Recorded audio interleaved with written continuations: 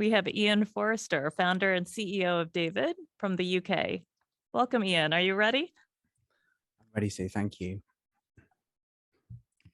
So, hey guys, my name's Ian. I'm founder and CEO of DAIVID, and it's a pleasure to be here today. Thank you very much for welcoming us. So, next slide, please. I'm going to start with a bit of a controversial statement, and that is that advertising is broken. So it's pretty well documented that advertisers are spending more and more money for less and less impact.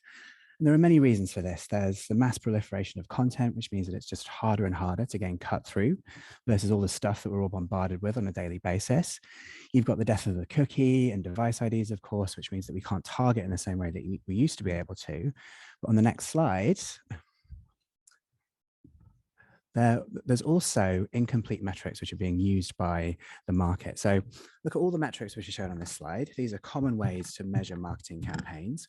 But the thing is, all of these metrics are telling us what impact campaigns are having, but not why those campaigns are having that impact.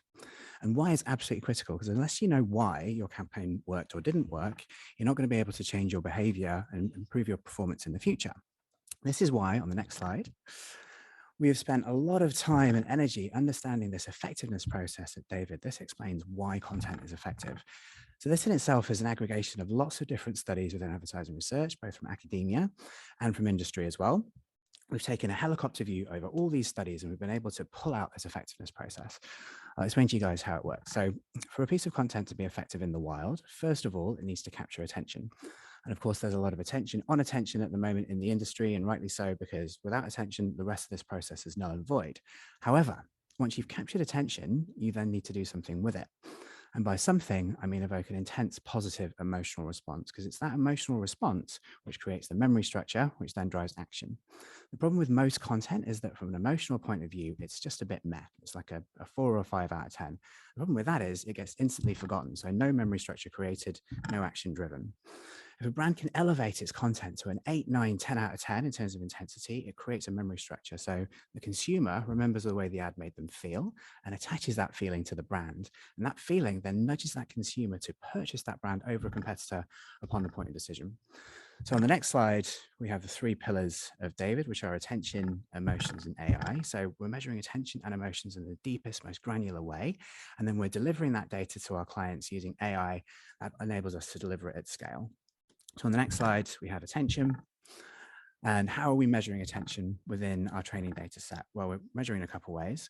One is with facial coding. So filming people's faces as they're watching content, that will tell us if someone's face is turned towards the screen or not. And that blue line is showing us the percentage of people whose face is turned towards the screen at that moment in the content.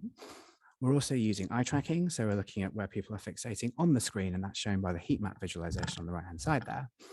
We're also measuring measuring emotion in a couple ways. On the next slide, we have our first way to measure emotion. So this is measuring expressions, again, with facial coding. So we're understanding the expressions people are making when they're watching content. And facial coding is very, very good at enabling us to understand which moments of the content are working well emotionally.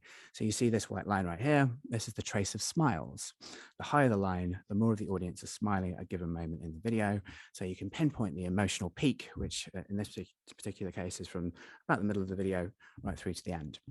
Now, facial coding is very, very good at pinpointing those moments, but it's not very good at enabling you to understand what emotions are being felt, because we're only picking up 6 expressions and there are many more than 6 emotions. So on the next slide, we have the DAIVID 39. So these are 39 emotions which we test for as when we test with DAIVID. And these have been pulled from the latest studies from academia on emotions. The reason we do this, it's absolutely critical to understand that this is the why. So whether a piece of content is working or not, it will come down to these emotions being evoked or not. So when a piece of content isn't working, it's likely confusing people or boring them, or in some extreme cases, evoking contempt or embarrassment or guilt or shame. Loads of terrible ways that content cannot work. We see them come through all the time. And equally, if a piece of content is working, it's because it's evoking certain emotions at a really intense level, 8, 9, 10 out of 10, or it's evoking emotions which are unusual for the space. So stepping outside of that emotional norm can be a really powerful way to differentiate your brand. So on the next slide, We have our training data set. So within the training data set, we're showing content to humans. We're gathering our survey, facial coding, and eye tracking data. We're then making sense of that data, and we can take a piece of content that the system's never seen before from a client that does not need to be viewed by humans. We can predict instead the attention, emotions, and memory that's going to be generated by that content. On the next slide, added to our performance data, which I've described to you guys earlier, we're also adding creative attributes. So within that training data set, we're sending videos to various computer vision APIs. So the big guys like Amazon Recognition, we're also tapping into a number of small niche players in the space in order to understand what is happening within content automatically. And on the next slide, we have two data sets then. We have creative attributes, what's happening in videos, and we have performance data, how people are responding to those creative attributes. The system then understands the connections between these two data sets.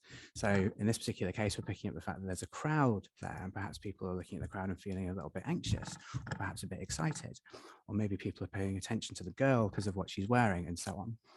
At a micro level, the system is understanding these connections, and then on the next slide, at a macro level, we have all this training data flowing into DAIVID, and that then enables us to predict the attention, emotions, and memory created by individual pieces of content, and we can split those results by audience as well. On the next slide, we have our next slide. Next slide, we have our products. So we have Evaluate. So that's a single video testing tool, which we can use to understand the attention captured by content, the emotions it's going to evoke. That can be used as a pre-test to make changes for later before the campaign goes live, or as a post-test to learn.